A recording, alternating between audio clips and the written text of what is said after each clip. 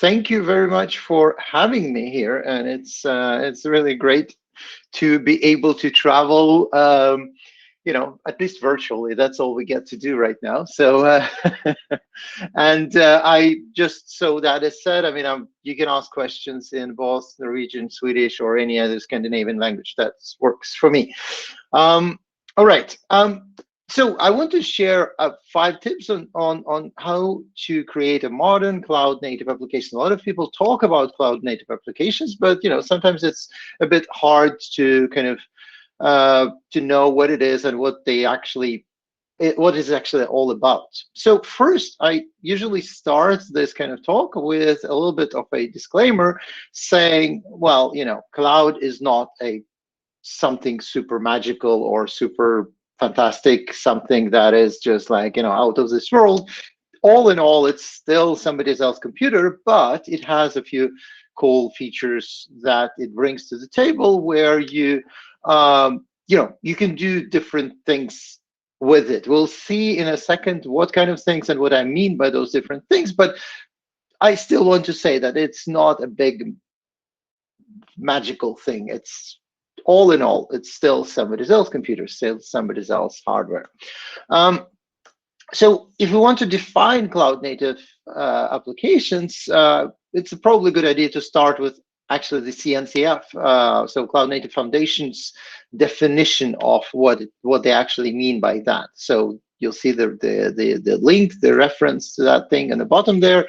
And I know it's a lot of text. So to help you, and I probably know that some of you already started kind of our way into this text and trying to read this wall of text, and to kind of stop you from doing that or distract you a little bit, or help you actually a little bit, I try to kind of to pop out a few words that are the most important, at least in my opinion.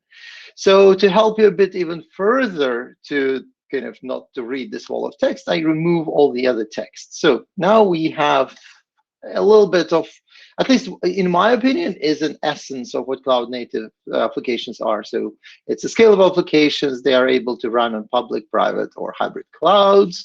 They usually are made of containers, use service mesh and microservices and mutable infrastructure, all those kind of things, right?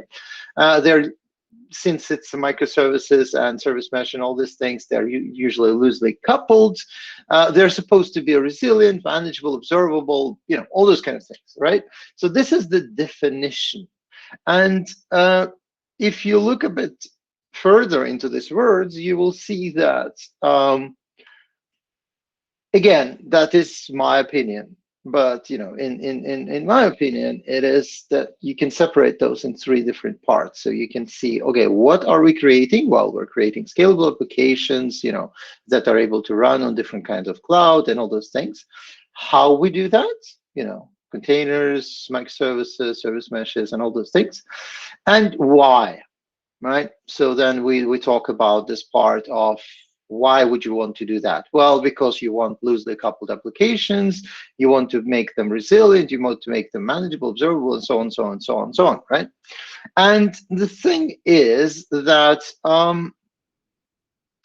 always, I mean, if you want to try to convince someone to go into something else, right? In this case, if I want you or to convince you or to help you to convince somebody else to go over to kind of the smaller microservices and cloud native kind of applications from the big monoliths that we used to create in the old days, it's always a very good idea to start with why. So you kind of show them why they might want to do something different from what they were been doing until now, until recently.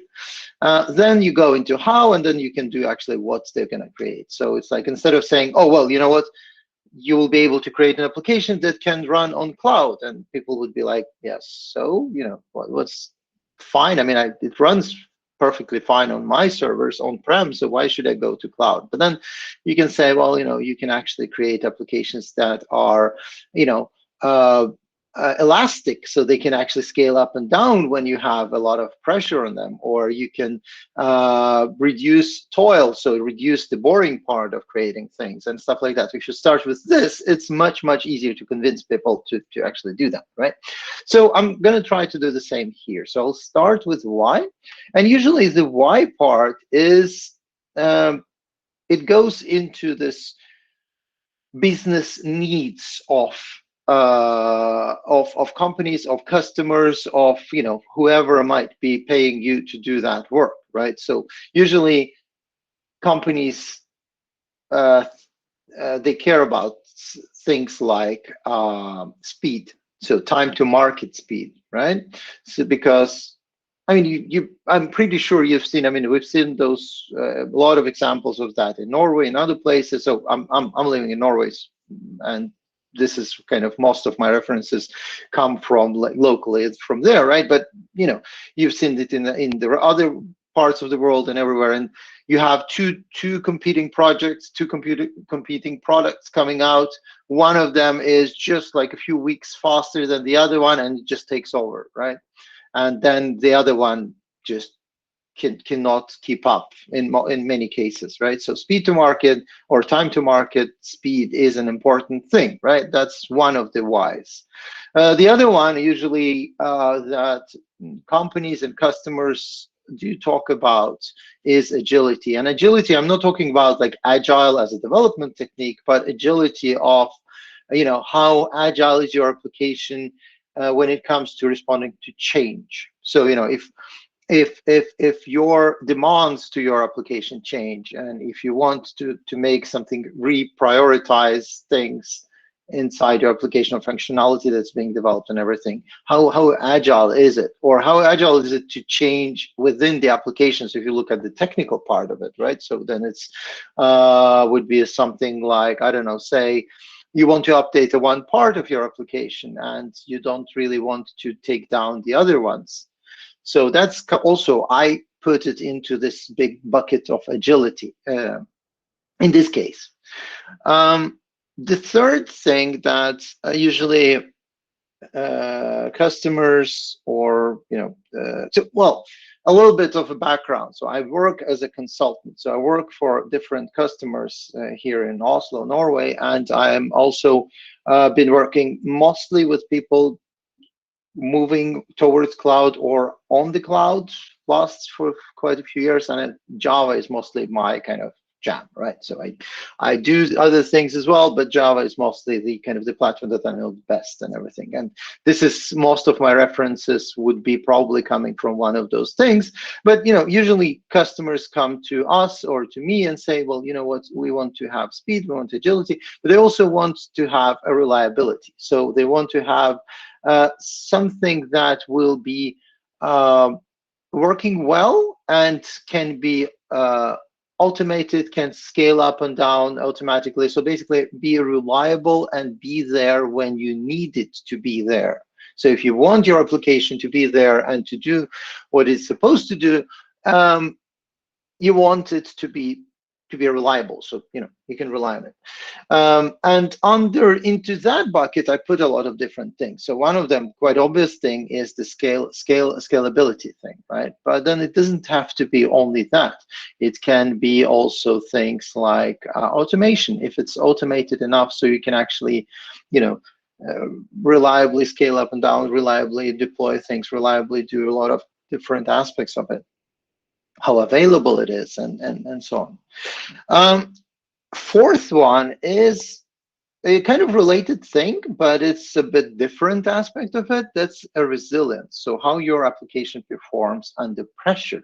And pressure, again, can be different things, right? So it can be kind of the obvious things, like say you have overnight you get a lot of new customers and they just rush to your application and all of them want to use it. And then, how do you actually make your application to be resilient and respond to immediate increase of users and stuff like that? That's kind of the obvious part.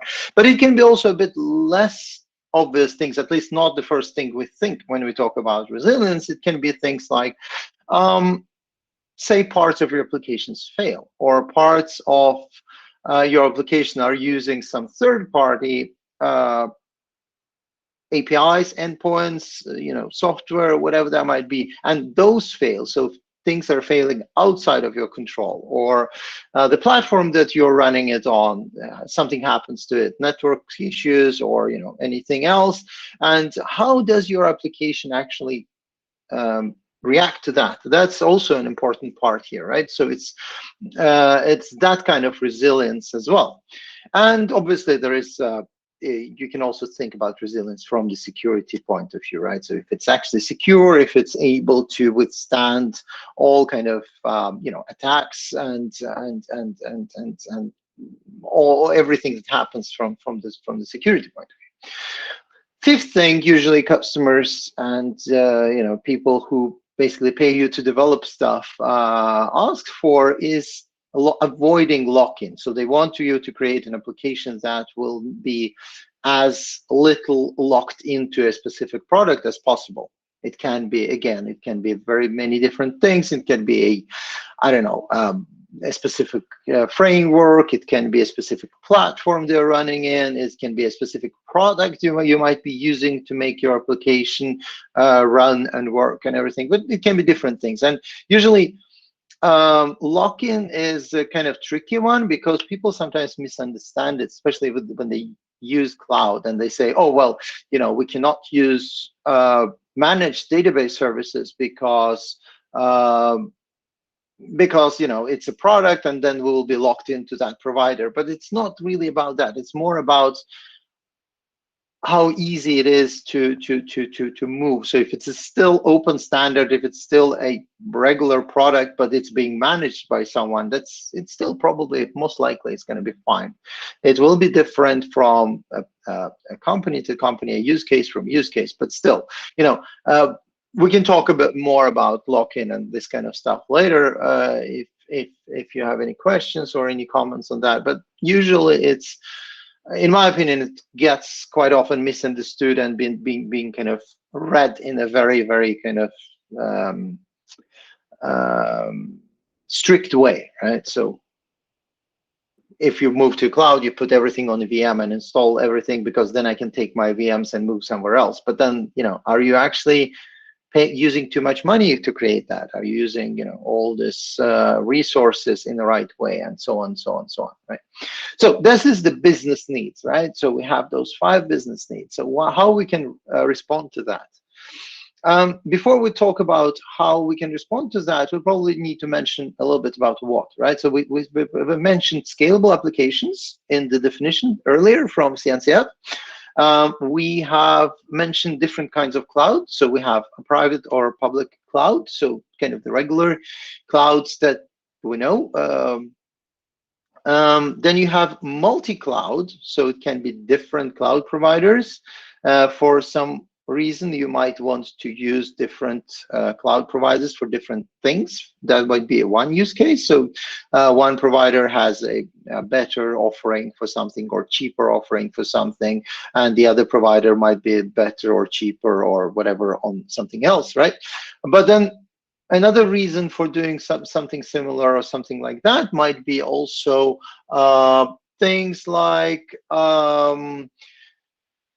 you're having super critical application that you want to have it as resilient as possible. So if one cloud provider goes down for some reason, you want it to be still available. So maybe you need to do it on 2 different providers so they can take over for each other, or maybe availability of a certain cloud is not as good in one region, and then you need to do it in one cloud in one region and the other one. So there are many different ways of doing that. So that's a multi-cloud. So still public clouds or private clouds, but different ones. And then we have the third one, is that the hybrid cloud. And hybrid cloud is well, it's a cloud plus on-prem. So you might want to have some of your information still on premises, on your own servers, on your own hardware, for, again, many different reasons. It can be that you're not allowed for your data to leave your country, your office, your whatever. It can be that you're using some special hardware that cloud providers are not able to provide, or different reasons. But the point is, so there is a difference between multi-cloud and hybrid cloud, where one of them is different cloud providers, the other one is a cloud plus on-prem stuff. So that's your servers in your basement and your server room somewhere. So now is the one that the thing that I kind of really promised in the talk, in the beginning of this talk, as this 5 things that will make it more cloud native, and that will address all those things that I've mentioned before, the the why and how, and all this, the whys and what's. So the first one is kind of obvious, right? We want to create something that has loose coupling, because it will help us to scale up and down, to be more resilient, to be more responsive to change, to be more responsive to updates. So you can actually update one part of your application without taking down the other part of your application. You don't have to do it like, old days, and old days not that old really after all, maybe 15 years ago, 10, 15 years ago, we still had to kind of deploy everything on our own servers, deploy on our operating systems, deploy as one big monolith. And if you would need to deploy a new version, you would still end up to take down the whole thing, roll out new version, take up your application servers and all those kind of things. With loose coupling, you can actually do it in a more kind of smooth way. So you don't have to take down the whole application. And you can also implement it in very different, how should I say it? In a very different grade, if you can say that, right? So you can do it super loosely coupled, but you can also make it a little bit loosely coupled. So you don't have, it's not just like all or nothing kind of thing. You can actually do it gradually. You can do it little by little. You can do it like step by step, and it will still get better. And that goes with all those 5 things that I'm going to mention now, right?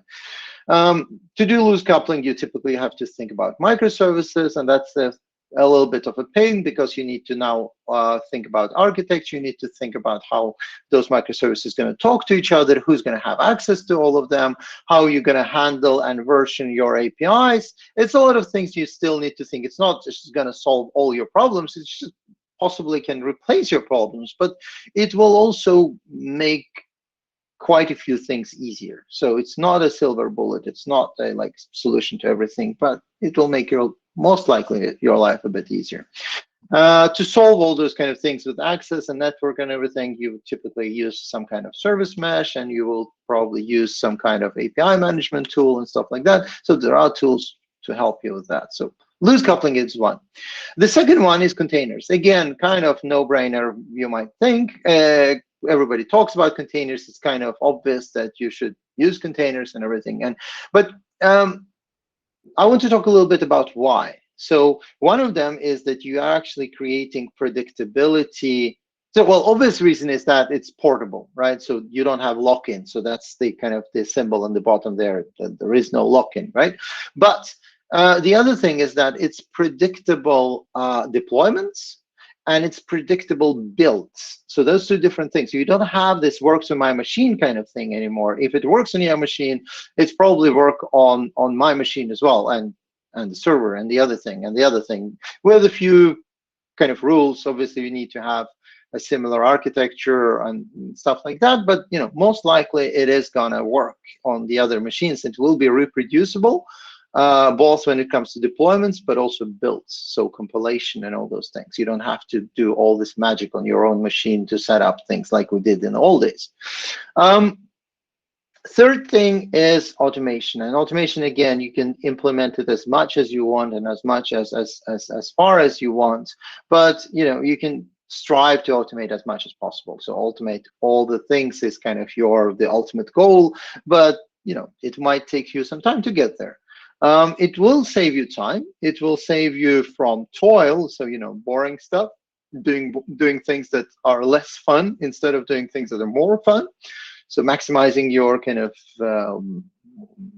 the feeling of happiness as a developer, but also it's things like we humans, we are kind of prone to errors, so we do make errors from time to time. So it's an important thing to kind of minimize that, so then it will also reduce the amount of errors you might have, and so on, so on, so on, so on. And also it also will have an influence on the fourth tip, right? That's the part about resilience. And the resilience is how do you handle all those weird situations? So how do you handle if some of your microservices go down? What do? Do you just everything fails miserably and goes down, and just everything is just returning you 500 errors or something? Or you can do it gradually, you can do it more gracefully, you can actually have failovers, you can have techniques, a lot of different techniques for that kind of things, right?